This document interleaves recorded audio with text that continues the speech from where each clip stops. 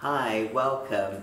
This is Christine Blackledge-Crowell and welcome to episode 4 of how to start your healthcare business as quickly as possible.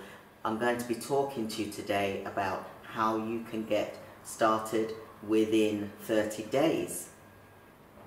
And that is by you approaching other healthcare organizations to get you going as quickly as possible. Hey, so let's get started. I'm going to talk to you about 9 tips of how you can get NHS contracts, and this is 9 simple steps to get in there as quickly as possible.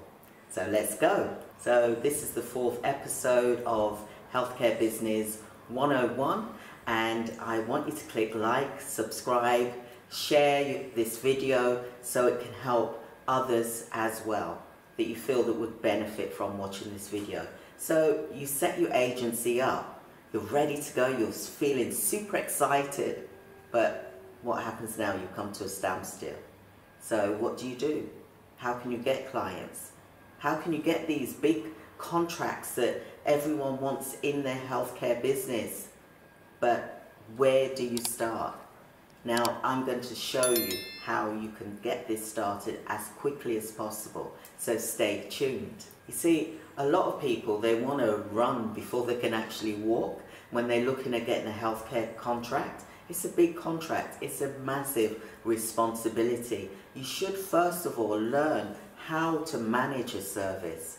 How are you going to take on a big contract when you don't even actually know how to manage a service? Just because you've set up your healthcare business, it doesn't mean to say you can handle a big contract. So sometimes that's why organizations, the buyers will ask, what experience do you have? How many years experience do you have? What proven track record do you have, for example? But you need to build up to that in a slow way, step by step. So this is why I'm doing this video, to give you some hints, some tips. I'm going to provide you with 9 tips that you can actually implement after watching this video. If you've got your agency set up, or maybe you're just looking at starting now to set up your agency. So this is a video that's going to be helpful to you as well. Tip number 1, stay focused. Watch me, stay focused. You've got to keep focused with your healthcare business. You've got to keep focused and you've got to implement. If you don't implement, then it's not going to go anywhere. You're going to be still stuck. So please keep focused. That's tip number 1. Tip number 2, do your research. You've got to look for what contracts that you're wanting to apply for as an organization. And don't deviate from that. Stick to the plan. You implement, and now you must do your research. Look at the type of contracts that you want for your organization. Will you be providing personal care? Will it be mental health services? Will it be children's services? Will it be support services? Will it be supported living services? What type of contract do you want to apply for your organization? Number 3, you want to implement. You've got your clients list, so now you want to be able to have this list, and now you need to start looking at this list and working towards contacting your list. Next one, you need to act. You've got to act with consistency in order to get your candidates the work that they've applied to you for. They've applied to you for a job. You need to be able to start looking for a job. As you're recruiting, you've got to look for jobs to see how you can place those candidates that you're looking to get work in for. One way is when you interview candidates, ask them where they've worked before, what agencies they've worked for, and then what organizations did they go into.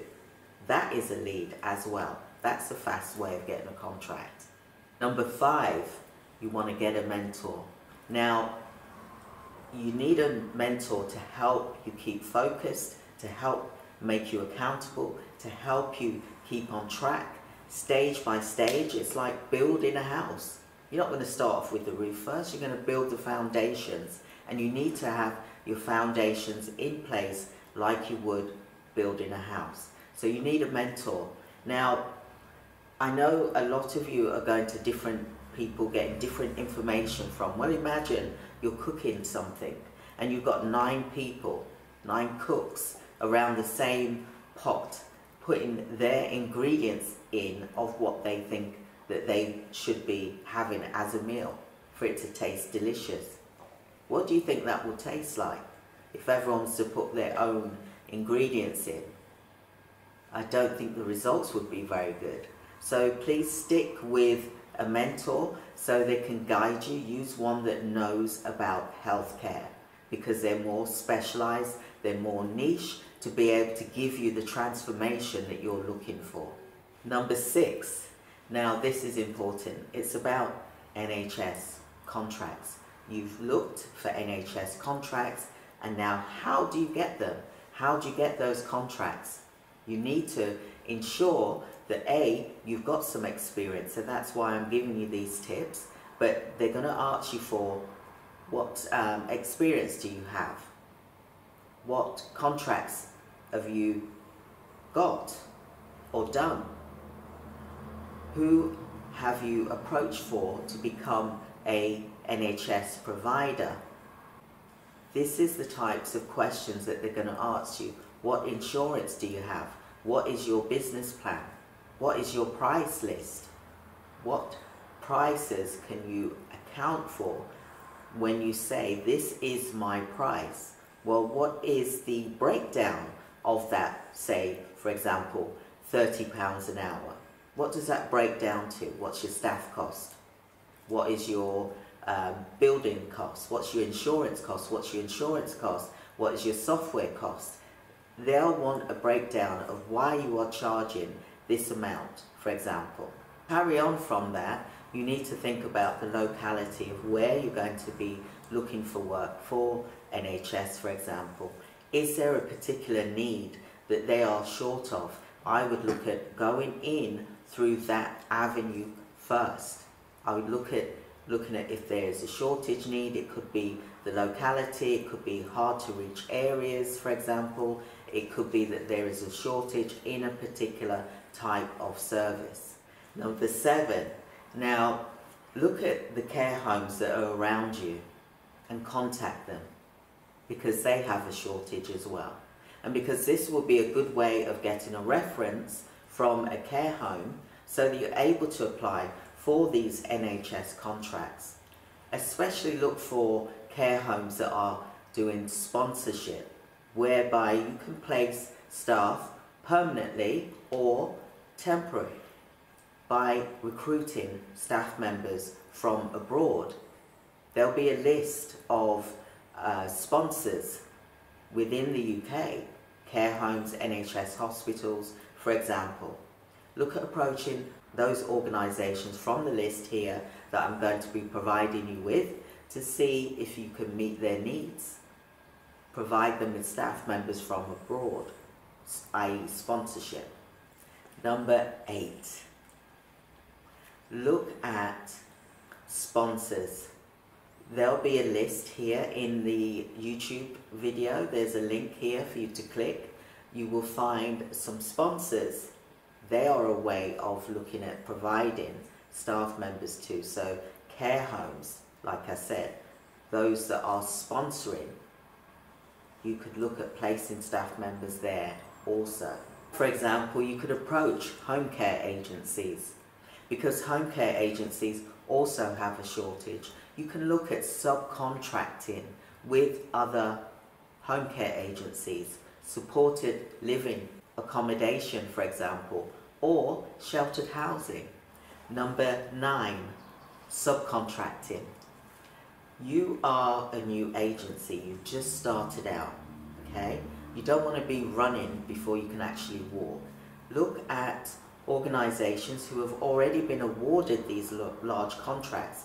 They may be struggling to help support that contract. You can subcontract with them and split the difference with them with regards to the rates that they charge. And it's a win-win situation for everyone. You can get a reference from them, because the whole purpose of you doing this is to apply for the larger NHS contracts, for example. So you need to get that experience as being a subcontractor in order to learn how to manage a service, but also to get NHS contracts. So look at other contracts that have been awarded to other organisations. Contact those organisations to say, hey, I've got some staff members who are compliant, qualified to do the job. Can we meet up and can we discuss this further? Because subcontracting is a good way for you to learn how to manage your agency, for example. And then you can then apply for the bigger contracts with the NHS to show that you have that experience and that you're able to demonstrate that. So I hope that this has been very helpful for you. Do click the links here in the page and click them, contact those sponsors and see if they would work with you for you to supply them with staff members, whether it's temporary or permanent. Have a look at it, give it a go, and that is the quickest and fastest way to get your agency running, but also to get money coming in for your business, because you don't want to not have money come in for your business. Your staff members are happy, they're able to work in the environment, and you're getting the experience that you need as a provider to manage a service. So I hope that was very helpful for you. Do click like, subscribe, share the video, and I look forward to seeing you at our next series. You will learn so much. You have got so much to learn as a new agency, and I hope that you're listening and taking those actions, implementing, because I'm passionate to help you in your healthcare business journey. So please do stay safe, like, subscribe, share, and I'll see you soon. Thank you. Bye. I'm living the life. I woke up this morning and I thank God for the day.